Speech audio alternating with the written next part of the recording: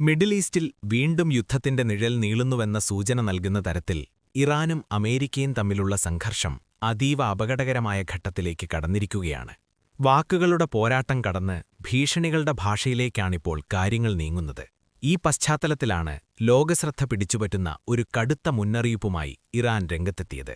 രാജ്യതലസ്ഥാനമായ ടെഹ്റാനിന്റെ ഹൃദയഭാഗമായ Palestine സ്ക്വയറിൽ സ്ഥാപിച്ച ഭീമൻ banner വെറുമൊരു പ്രചാരണ പോസ്റ്റർ മാത്രമല്ല, മറിച്ച് ഇസ്രയേലിനെയും അമേരിക്കയും ലക്ഷ്യമിട്ട് ഇറാൻ ഉയർത്തുന്ന തുറന്ന യുദ്ധസന്ദേശമായാണ് അത് വിലയിരുത്തപ്പെടുന്നത്. ഈ ബാനറിലൂടെ ഇറാൻ നൽകുന്ന സന്ദേശം അതീവ വ്യക്തമാണ്. IDFO അഥവാ ഇസ്രയേൽ പ്രതിരോധ സേനയോ അമേരിക്കൻ സൈന്യമോ ഇറാനെ ആക്രമിച്ചാൽ പ്രതികാരം ഇസ്രയേലിന്റെ മണ്ണിലേക്കാണ് പതിക്കുക. അതും ഒരു ചെറിയ മറുപടിയല്ല, മറിച്ച് ബാലിസ്റ്റിക് മിസൈൽ ആക്രമണമെന്ന അതിശക്തമായ മുന്നറിയിപ്പാണ് ബാനറിലൂടെ പ്രഖ്യാപിച്ചിരിക്കുന്നത്. ലോകത്തെ ഏറ്റവും സംഘർഷഭരിതമായ മേഖലയായ മിഡിൽ ഈസ്റ്റിൽ ഇത്തരമൊരു പരസ്യഭീഷണി ഉയരുന്നത് ഇരു രാജ്യങ്ങൾക്കിടയിലെ സംഘർഷം എത്രത്തോളം അപകടകരമായി മാറിയിരിക്കുകയാണ് എന്നതിന്റെ തെളിവായി മാറുന്നു. പ്രശസ്ത മാധ്യമമായ വിയോണാണ് ഈ കാര്യം റിപ്പോർട്ട് ചെയ്തതെങ്കിലും പ്രസ്തുത ബാനറിൽ പ്രദർശിപ്പിച്ചിരിക്കുന്ന ദൃശ്യങ്ങൾ സത്യമാണോ എന്ന് തങ്ങൾ സ്വതന്ത്രമായി പരിശോധിച്ചുറപ്പുവരുത്തിയിട്ടില്ലെന്ന് വിയോൺ അറിയിച്ചു. എന്നിരുന്നാലും ബാനർ സ്ഥാപിച്ചതും അതിലെ സന്ദേശം വ്യാപകമായി പ്രചരിച്ചതും ഇറാൻ തങ്ങളുടെ നിലപാട് വെറും നയതന്ത്ര പ്രസ്താവനകളിൽ ഒതുക്കാതെ തുറന്ന മുന്നറിയിപ്പായി ലോകത്തിനു മുന്നിൽ അവതരിപ്പിക്കാൻ തയ്യാറാണെന്ന് വ്യക്തമാക്കുന്നു. ഇതോടെ ഇറാനിലുയർന്ന ഈ ബാനർ ഒരു രാജ്യത്തിന്റെ ഭീഷണി മാത്രമല്ല, മറിച്ച് മിഡിൽ ഈസ്റ്റിനെ വീണ്ടും യുദ്ധത്തിലേക്ക് തള്ളിവിടാൻ ശേഷിയുള്ള ഒരു രാഷ്ട്രീയ സന്ദേശമായി മാറുകയാണ്. ബാനറിൽ പ്രദർശിപ്പിച്ചിരിക്കുന്ന ഭൂപടമാണ് ഏറെ ശ്രദ്ധ പിടിച്ചുപറ്റിയിരിക്കുന്നത്. മധ്യ ഇസ്രയേലിനെ കേന്ദ്രീകരിച്ചുള്ള ഈ മാപ്പിൽ നിരവധി പ്രധാന തന്ത്രപ്രധാന കേന്ദ്രങ്ങൾ വ്യക്തമായി അടയാളപ്പെടുത്തിയിട്ടുണ്ട്. അതിൽ ബെൻഗുരിയോൺ വിമാനത്താവളം, ടെല്ലവീവിലെ IDFന്റെ പ്രധാന ആസ്ഥാനമെന്നറിയപ്പെടുന്ന കിരിയ ബേസ്, ഗ്ലിലോട്ടിലുള്ള IDF ഇന്റലിജൻസ് ഡയറക്ടറേറ്റിന്റെ ബേസ് എന്നിവ ഉൾപ്പെടുന്നു. ഇതുകൂടാതെ പ്രദേശത്തുടനീളമുള്ള മറ്റു തന്ത്രപ്രധാന കേന്ദ്രങ്ങളും ഭൂപടത്തിൽ അടയാളപ്പെടുത്തിയിട്ടുണ്ട്. ഇതിലൂടെ ഇറാൻ തന്റെ ലക്ഷ്യങ്ങൾ കൃത്യമായി തിരഞ്ഞെടുത്തിരിക്കുന്നുവെന്നും ആക്രമണമുണ്ടായാൽ പ്രതികാരം ആസൂത്രിതമായിരിക്കുമെന്ന സന്ദേശം നൽകുന്നതുമാണ് വ്യക്തം.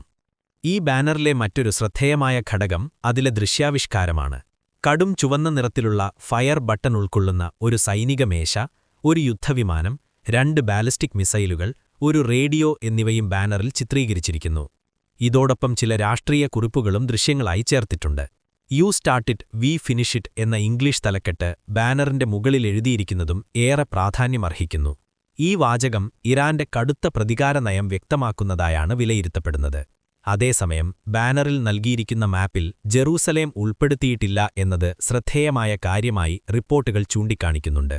ജെറൂസലേം പോലുള്ള നിർണായകമായ ഒരു നഗരം മാപ്പിൽ കാണാത്തത് വിവിധ രാഷ്ട്രീയ വ്യാഖ്യാനങ്ങൾക്ക് വഴിയൊരുക്കുന്നുണ്ട്.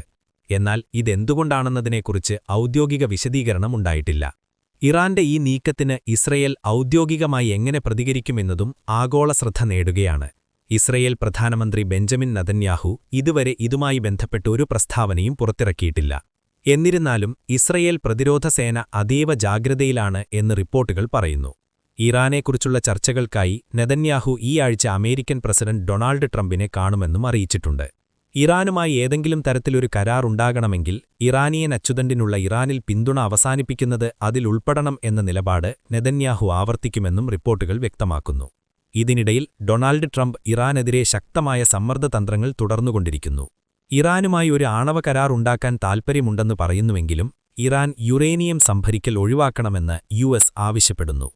ഫെബ്രുവരി 7-ന് അമേരിക്കൻ പ്രതിനിധികളായ Steve Witkoff, Jared Kushner, US central കമാൻഡിന്റെ കമാൻഡർ ബ്രാഡ് കൂപ്പർ എന്നിവർ അറബിയൻ കടലിൽ USS എബ്രഹാം ലിങ്കണെ സന്ദർശിച്ചതും ഇറാന് ചുറ്റും US സൈനിക വിന്യാസം വർദ്ധിപ്പിച്ചതും സംഘർഷം കൂടുതൽ കടുപ്പിച്ചതായി വിലയിരുത്തപ്പെടുന്നു.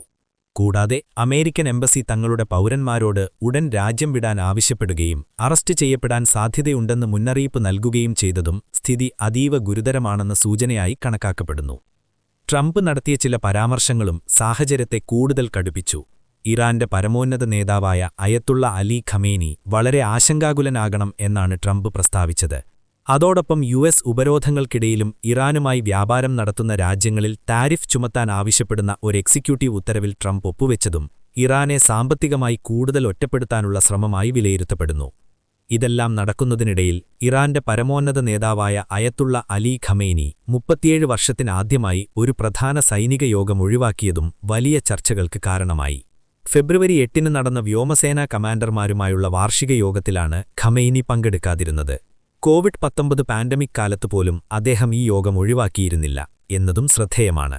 ഈ പശ്ചാത്തലത്തിൽ അമേരിക്ക-ഇറാൻ ആണവകരാർ യുദ്ധഭീഷണി അവസാനിപ്പിക്കാൻ കഴിയുമോ എന്ന ചോദ്യവും വീണ്ടും സജീവമായി ഉയർന്നിരിക്കുന്നു. ഇരു രാജ്യങ്ങൾ തമ്മിലുള്ള ഒരു ആണവകരാർ ട്രംപ് സൈനിക ഭീഷണികൾ കുറയ്ക്കുന്നതോടെ സംഘർഷം ലഘൂകരിക്കാൻ സഹായിക്കുമെന്ന് നിരവധി റിപ്പോർട്ടുകൾ വിശകലന വിദഗ്ധരെ ഉദ്ധരിച്ചു പറയുന്നു. JCPOAയ്ക്ക് ശേഷം അവസാനിക്കുന്ന ഇറാനിലെ IAEA പരിശോധനകൾ പുനഃസ്ഥാപിക്കാൻ ഒരു പുതിയ കരാർ സാധ്യമാണെന്ന വിലയിരുത്തലും ചില വൃത്തങ്ങൾ പങ്കുവയ്ക്കുന്നു. എന്നാൽ ഇറാൻ തന്റെ ബാലിസ്റ്റിക് മിസൈൽ പദ്ധതി വിലപേശാൻ കഴിയില്ലെന്ന് വ്യക്തമാക്കിയിരിക്കുന്നതിനാൽ കരാർ ചർച്ചകൾക്ക് വലിയ തടസ്സങ്ങളുണ്ടെന്നാണ് റിപ്പോർട്ടുകൾ സൂചിപ്പിക്കുന്നത്.